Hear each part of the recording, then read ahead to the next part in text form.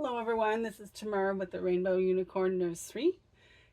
We have Fallon with us and Kiana, and they're both in their pajamas.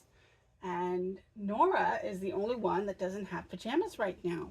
So I gave her this bag to see what's inside of it.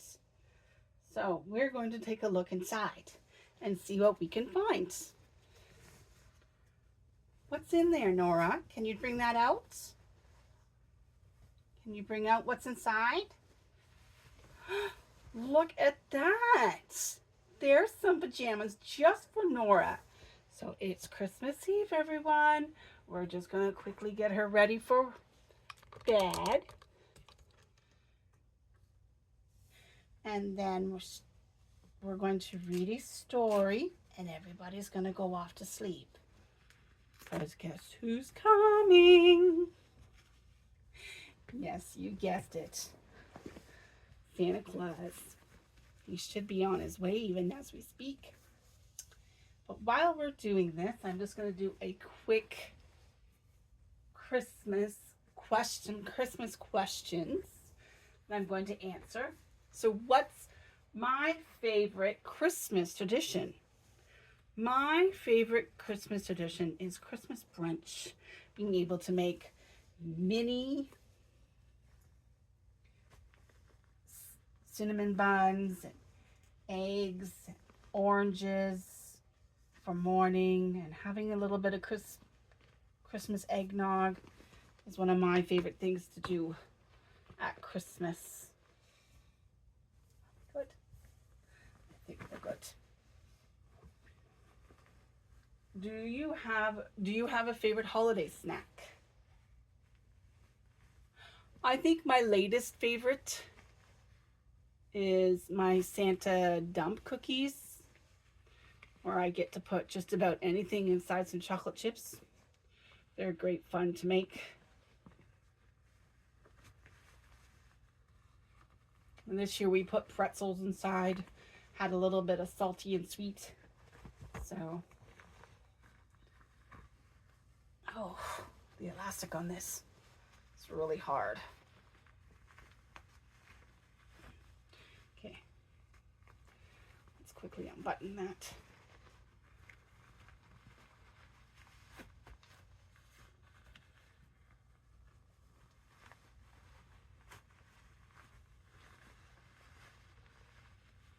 I will go on with the next question here in just a second. Had to take a moment to get that over her head. So next question, what's one dish you can't do without on your Christmas dinner table? What's one dish I can't do without? Mashed potatoes and turkey. Oh my gosh. And of course, I love my savory sweet potatoes. So those are my favorite things that I cannot do without at Christmas time. Maybe some gingered carrots and buttered green beans. So good. And if I have time, some mushroom stuffing.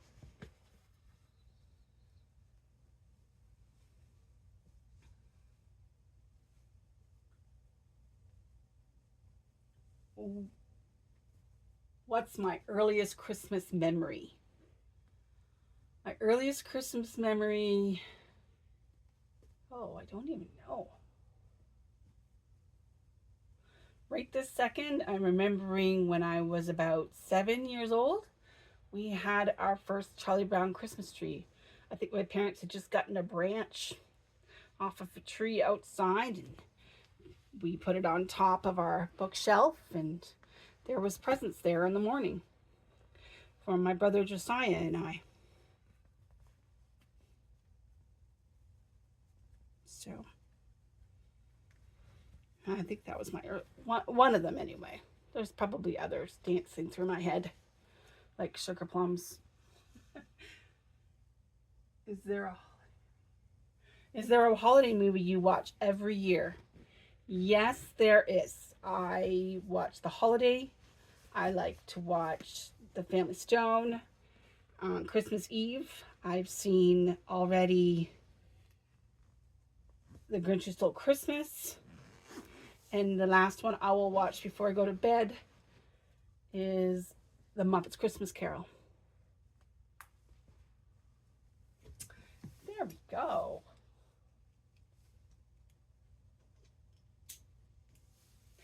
And if you can't see what that is, there's red and green Christmas trees all over a white background. Isn't that just so cute? I just love her in her jammies. I'll give you back your gingerbread man. And I'll take a quick look at the questions to see what else I can do. What's the best outdoor snow activity? Angels. Doing angels or just going for a walk. I love going for walks and taking a look at the lights. What's your favorite Christmas flower? Flavor or scent. My favorite Christmas flavor is cinnamon. What is your favorite Christmas carol or song? In the Deep Midwinter. It's one of my favorites. What is your least favorite Christmas chore? Washing many, many dishes. I don't mind washing dishes really, but when there's so many, it can get a little boring. What is your dream winter holiday destination? Paris. I would love to go to Paris at Christmas. So, in honor of Storytime Sunday, we are also going to do a story, and it's called Jingle Bear.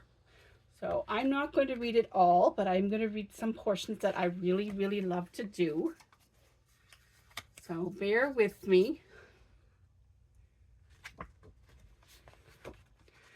Oh, how Jingle loved to play, but he also loved to listen to the chipmunks chatter and chatter, telling their wondrous tales of Father Snow. He sat and listened with rapt wonder as once again a chipmunk told the tale. Just after all the leaves have fallen from the trees, 2 days beyond the longest night, Father Snow comes crunching out of the north. His bag is full of gifts and goodies for all the creatures that stay awake during the long cold winter. Gifts and presents galore, but the more special gift of all is the gift of snow. Snow, white crystalline snow, which Father Snow spreads like a blanket over the forest. And with the snow comes a special silence, and a whole forest comes a mighty magic place. Jingle Bear had heard this story 100 times before, but each time he listened spellbound as he dreamed about Father Snow and the magic of his gifts.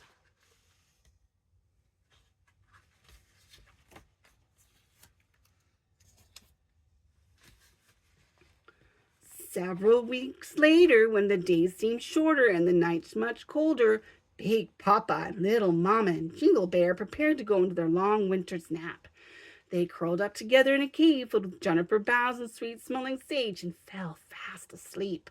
Little Mama and Big Papa snuggled up nose to nose, dreaming beautiful dreams of spring, but Jingle Bear just pretended to be asleep. First one eye opened, and then another, and then the little furry bear set his plan in motion. Careful not to disturb his parents, he slipped out of the cave and out into the dark and brisk fall day. With an excited tingle, Jingle Bear dashed over a ridge and splashed through an icy stream, over the rocks and through the naked willows and aspens of the valley. He ran looking for Father Snow, but slowly he began to realize there was no one else around, and he snuffled and roared as loud as he could. Father Snow, it's Jingle Bear, I'm here. But the only sound was a stark echo ringing through the sleeping trees.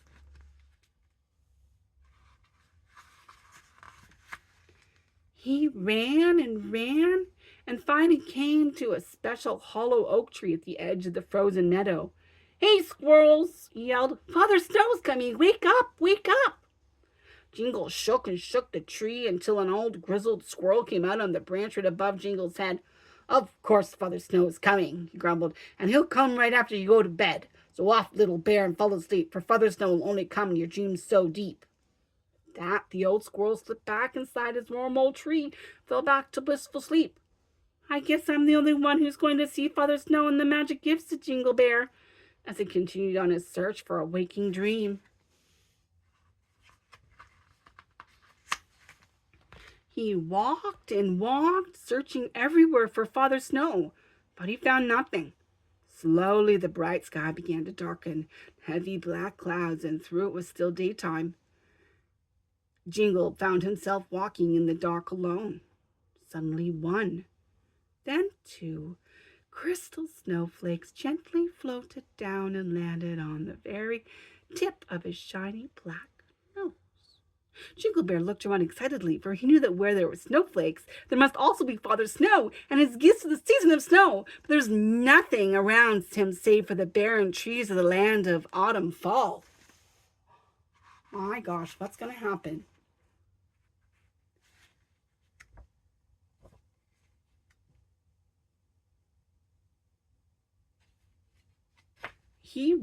Oh,